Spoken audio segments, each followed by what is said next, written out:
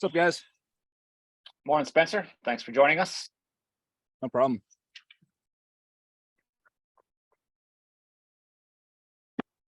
All right, again, if you have a question, please use the raise hand button. And Luciano, once again, go ahead.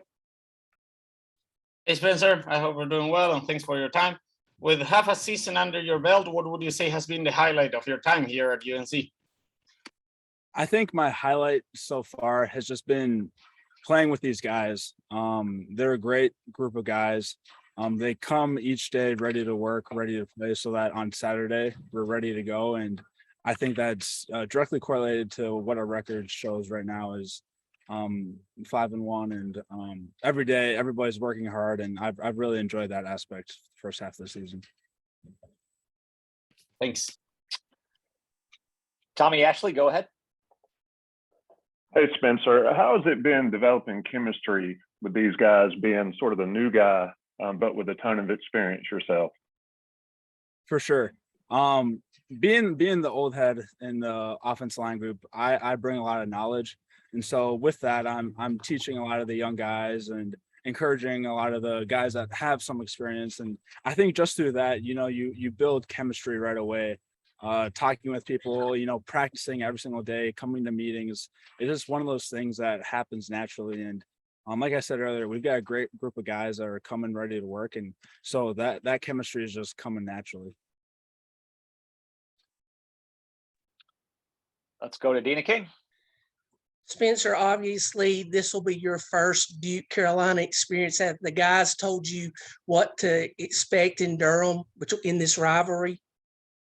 Of course they've told me, but that doesn't compare to what I can only imagine it's going to be like. I've heard that for the guys who've played at Carolina, who are on the staff that are alumni, they say this is the only game that matters, and that if we beat Duke, they'll be happy as all can be. And but like I said earlier, you can only say so much about this rivalry, and I'm excited to experience it on Saturday and see what it's truly like. Adam Smith, go ahead. Spencer, Dina beat me to it. I was going to ask you about a rivalry question, but you've obviously been playing games in the fall, the last couple of falls. Do you have when you hear UNC Duke, does basketball jump out because of what that means in the winter? Is that something you think about when you hear Carolina Duke, the basketball rivalry too? Of course. And I have a relationship with a few high school basketball players that actually played basketball at Duke. And so that relationship between Duke basketball, UNC basketball, and that rivalry definitely holds. And, basketball is a huge thing at both these universities, but as you can see, football is also a big thing. And I think this rivalry is going to be just as important come Saturday. Right. Well, who are those guys? You mentioned it. Who are the names? Trey Jones, Gary Trent Jr., and then Tyus Jones when I was younger. But obviously he was 4 years older than I was. Yeah, some pretty good guys. Yeah. Have you tried to ask any questions? Like, when you've heard coaches or players talking about UNC Duke in terms of football, have you said like, all right, now what exactly is the victory bell or anything like that? Have you got a couple questions in to try to research this at all? I have not. I've just been focusing on, being Duke and keeping that victory bell. Once we do that, I'll make sure to do my research and be caught up. But the most important thing is that victory bell stays here come Saturday. Cool, man. Thank you. Over to Michael Coe.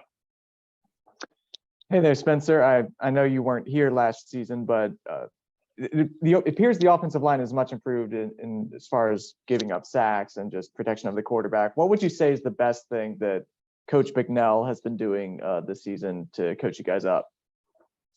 I think what Coach McNell does great is he brings intensity, and he makes sure that we realize the different protections that we need to execute on Saturday based off of different pressures, whether that's third down pressures or base down pressures. And there's really a large emphasis on that so that Drake May, he can do his thing back there in the quarterback and not have to worry about any pressures or D linemen getting to him.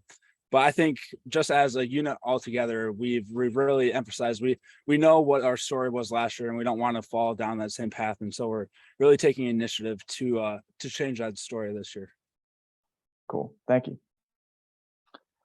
All right, last one for Spencer will come from Art Chansky. Hey, Spencer. I'm from Boston, grew up watching Ivy League football a lot. And I'm sure you've been asked this question a million times, but the first time you got into the first game at Carolina with the stadium, what's the main difference that popped out for you between your career in Ivy League football and what you're going through now? For sure. Other than the Harvard Yale game, we don't get a big crowd come, your regular season games in the Ivy League. And so I think the major difference for me was having that crowd, having the Carolina faithful in the stands, and even going to away games. Last week at Miami, we had a great crowd. When we went to App State, we had another great crowd.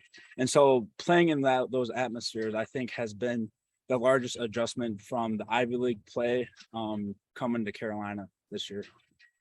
Did you was that the thing, did that surprise you at all? Was that the thing that was most exciting to you, anticipating that, or what has been the biggest surprise, if there is one? Yeah, for sure. I mean, I was definitely anticipating and looking forward to the larger crowd size. But I think the thing that I've really enjoyed is the competitiveness of our competition. It's each week we're getting a set of D linemen and defense that brings different challenges, each week. And I think that's where I've really enjoyed coming to Carolina. It's a different palate and taste than the Ivy League, and being able to go against these different defenses, execute my skills in a new way, and really fine tune those skills, I think has been really impactful for me this year. One last question. Did you have any doubt coming from the Ivy League that you could play in Power 5 football, and how did Coach Brown factor into convincing you that you could? To be honest, I didn't have any doubt. We've had previous Ivy League players do that same transition, and I knew that I was the caliber of player that could make that transition.